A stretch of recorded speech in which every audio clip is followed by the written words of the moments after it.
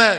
Iyo abasinzi b'abanyamurenge bahuraga mu kabari bagasinda bakaza bagabirana. Walevi walikuwa wakikutana Kristo bafashwe bagize ububyutse muza mugabirana ibintu mugabiranika ariko kera ibintu birasambutse kabisa. Mambo yamesambaratika. Mungu akubariki. Kandi turabyina umukunga utabaho. Sinzi ikintu kigenderero muri mukutana. Ntabwo ari bya bindi byanyu munamenyereye no. Si ile ngombe ya kinywa. Tuzavugana uburyo nzayikugezaho kubera ko watekereje kuramya Imana ya Isiraheli. Sababu ulifikiria kuabudu Mungu. Haleluya! Haleluya! Hasi tusuzugurira mugenzi wawe. Madhaifu ya jirani yako ama ya ndugu yako. Ico nico kizahinduka kontrere y'icyo uzamubahira. Hiyo ndio itakuwa ni opposite. Ongera umubwira ngo uzirinde kumugira mubi. Usisubutu kumfanya awe mbaya, mtu mbaya. Mubwire mwongorere mu. None kuvuga ngo agakecuru kanje ukandekere uko uburamije. Indirimbo yo kuramya Imana. Bwira mugenzi wawe ngo umuntu ni mwiza. Hebu ambia yeye karibu na yeye ya kwamba mtu ni mwema. Wamubwiye ngo umuntu ni mwiza. Je, unamwambia hivyo mtu? Nukwimara icyubahiro. Ni kunyenyekea na kujivua kwa heshima ama sifa. Kuramya Imana nukwemera wowe icyubahiro kigashira. Inatembea ulimwengu. Habari njema.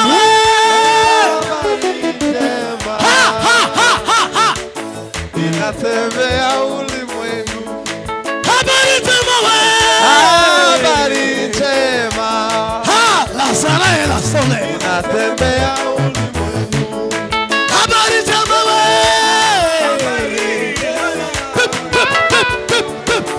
Inatembea ulimwengu. Habari njema wewe. Habari njema. Hatua za baba katika jina la Yesu. Inatembea ulimwengu. Habari njema wewe. Habari njema.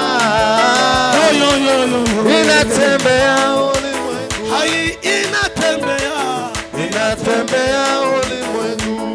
Inatembea. Inatembea ulimwengu. Inatembea. Inatembea ulimwengu. Habari njema wewe. Habari njema. Hote, hote. Inatembea ulimwengu. Habari njema wewe. Habari njema. Inatembea ulimwengu. Inatembea. Inatembea ulimwengu. Inatembea. Inatembea ulimwengu.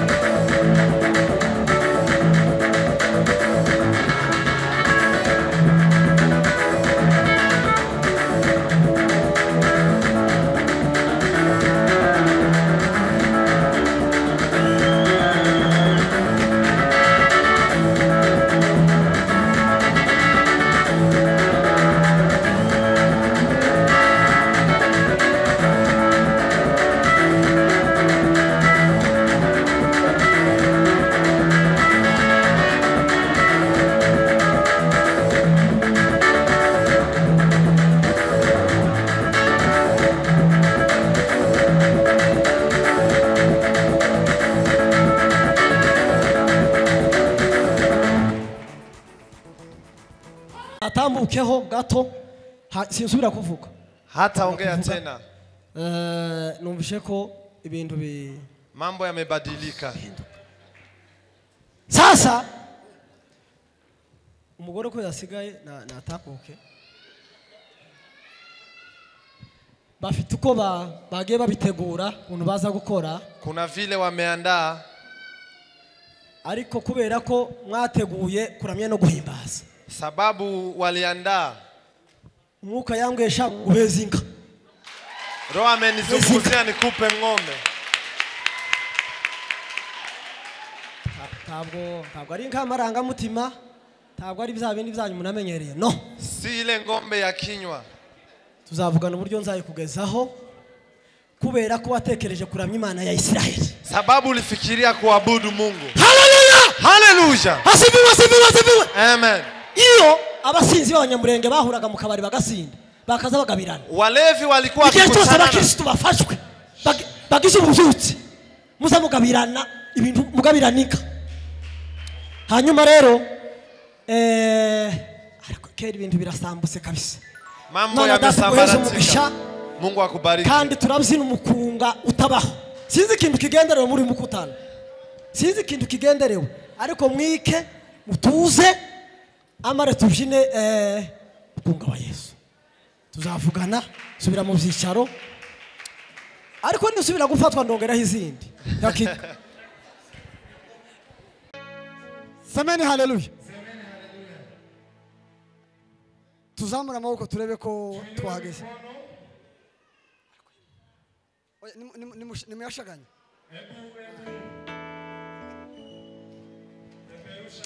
Ariko nimwongere. Nimwongere. Uko iyo ni haleluya ya mbere uko nayiteye. Turashima Imana ko tugeze kuri no munsi. Twabipanze kenshi Tumepanga mara mingi. ariko turashima Imana yuko yabisoje. Tunamshukuru Mungu kwa kuyatimiza. Nanone kandi turabashimira abantu twatumiye. Mara tena tunawashukuru wale tuliowaalika. Yeme mwaje ku bwinshi cyane. Mmekuja kwa wingi. Muri benshi pe. Mnatosha. Bwira mugenzi wawe ngo umuntu ni mwiza. Hebu ambia aliye karibu na yeye ya kwamba mtu ni mwema. Wamubwira ngo umuntu ni mwiza. Je, unamwambia hivyo mtu ni mzuri ama ni mwema? Ongera umubwira ngo uzirinde kumugira mubi. Usisubutu kumfanya awe mbaya, mtu mbaya. Mubwire mwongorere mu. Hebu mwambie tu hivyo. Haleluya. Dushaganye amaboko.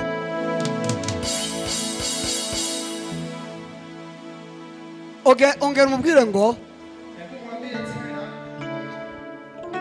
icyo usuzugurira mugenzi wawe madhaifu ya jirani yako ama ya ndugu yako, icyo nicyo kizahinduka kontrere y'icyo uzamwubahira. hiyo ndiyo itakuwa ni opposite ya yale utakayokuwa kwake. Ndabisobanura. Nitatafsiri. Icyo usuzugurira mugenzi wawe Yale ambayo unamdharau jirani yako ama ndugu yako, nicyo kizahinduka opposite y'icyo uzamwubahira. hiyo ndiyo itakuwa opposite ya yale atakayokufanya umtii ama umheshimu. Ntugasuzugura umuntu kubera ko amwitabi Usimdharau mtu kwa sababu anavuta bangi, sababu anamlimuta bangi, kubera ko sababu nareka itabi atakapoacha bangi agakizwa na kuokoka. tuzamwubahira ubukristo. Je, utamtii sababu yeye ni Mkristo? Mwubahira uko ameze kose, Mtii vile alivyo, azahinduka. atabadilika. Sema haleluya. Kano gace tuweze Imana icyubahiro. Tuinue mikono area hii. Ijambo rimwe soza hanyuma duhimbaze. Jambo moja nikitamatisha. Aya ni amakutano nateguye yabera kugira ngo turamye duhimbaze. Haya ni makutano ama huyu ni ibada ya watakatifu niliyoiandaa kwa ajili ya kusifu na kuabudu. Ariko nagiye mpora n'umubare mwinshi cyane w'abantu Nimekutana na idadi ya watu bakambaza impamvu nateguye no mukutano. wakaniuliza shabaha ama kwa nini niliandaa mkutano huu. Igisubizo Jibu kiri muri Zaburi 37 no kuri 4. Jibu utalipata katika kitabu cha Zaburi 37 mstari wa 4. Twateguye no mukutano kugira ngo twishimire Uwiteka. Tuliandaa mkutano huu ili tukamfurahie Bwana. Haleluya. Haleluya. Kandi umva nkubwira kwishimira Uwiteka Na wacha nikutangazie jioni ya leo kumfurahia Bwana. suko ubu buzi bikubabaza. Si hauna vikwazo. Ariko ntabwo turamye Imana dushingiye ku byatubayeho biri negative. Hatumsifu Mungu kulingana na yale tunapitia, yale machungu tunapitia. Ahubwo turamye Imana dushingiye ku mbaraga zayo no gukomera kwayo. Tunamwabudu na kumsifu kulingana na ukuu wake na nguvu zake. Kandi kuramya Imana Kumwabudu Mungu no kwimara icyubahiro. ni kunyenyekea na kujivua kwa heshima ama sifa. Kuramya Imana no kwemera wowe icyubahiro kigashira. Yaani ni kunyenyekea, unaisha kabisa, unaenda chini na Mungu anainuliwa. Haleluya. kandi rero kuramya Imana na kumwabudu Mungu biri mu nzira zitandukanye.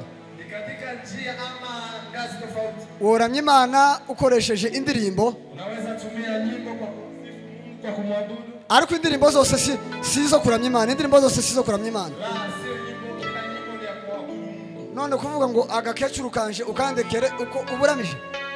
Je, hiyo ni nyimbo ya kumwabudu Mungu? Indirimbo yo kuramya Imana ni indirimbo ivuga gukomera kw'Imana, Wimbo wa kuabudu Mungu kwera kwayo, ni wimbo ambao unazungumzia utakatifu, ukuu, gukiranuka kwayo uaminifu n'imbaraga zayo. na nguvu zake. Habe nubwo tutoramya Imana, Hata kama tusipomwabudu Mungu, kuri injanga ziba zazoga, injanga amafi, samaki wa baharini nakuriya muzamubona intare igenda ihiga utundi dupsisi tuno ifiteho ububasha. na vile simba anatafuna hao wanyama wengine wadogo wadogo. Biriya byose byerekana gukomera kw'Imana. Ni Imana yabiremye Hayo ni makuu ya Mungu na ni kazi ya mikono ya Mungu, kandi yabihaye umugisha. na amebariki wanyama hao, Ariko cyane cyane umwana w'umuntu na zaidi ya yote mwanadamu yaduhaye ububasha bwo gutegeka ibyo byose. ametupa uwezo wa kutawala na kumiliki kwa yote. Iryo ni ryo shingiro ryo kuramya no guhimbaza. Hiyo ndiyo sababu ya kuabudu. Dukomere Imana amashi, dukomere Imana amashi. Kubera ko ntari umuvugabutumwa, kubera ko ntari umuvugabutumwa, Maana Yesu mnenaji, kandi we ntoje kuvuga ibyo umuvugabutumwa yateguye, na singetaka niyazungumzie ambayo mnenaji ameandaa. ntibyemewe. Reka duhimbaze rero. Acha ni msifu Mungu. Nshimiye kina mama hano Anamshukuru mwenziwe kubera ko yanshigikiye yeme, sababu amemunga mkono. wagize neza. Umefanya vyema. Ukugana uvuga ngo ndamukunda, ba kameramani bogakata, ariko ndamukunda. Nikisema nampenda, watu wa mitambo wanaweza kata hiyo, lakini anampenda. Kandi uzi icyo mukundira, Unajua kwa nini nampenda? n'icyo abandi bamwangira. Ni yale ni madhaifu ambayo wengine wanaona. Dukomere Imana amashi. Rero reka duhimbaze, tumenye tubenka amakubita sekusi gatoya na kina mama hano. Turuke kidogo. Uragenda noneho uzamuka gahoro gahoro. Reka nsabe metre na gaju na fani mufate mikoro, hanyuma muzamuke karirimbo gatoya mu mukunga, hanyuma duhite duhimbaza rero.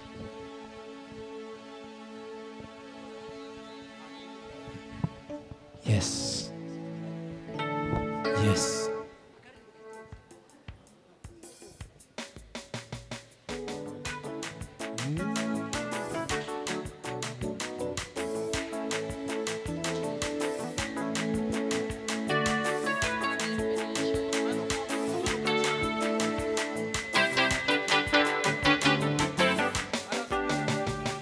Ninje waundi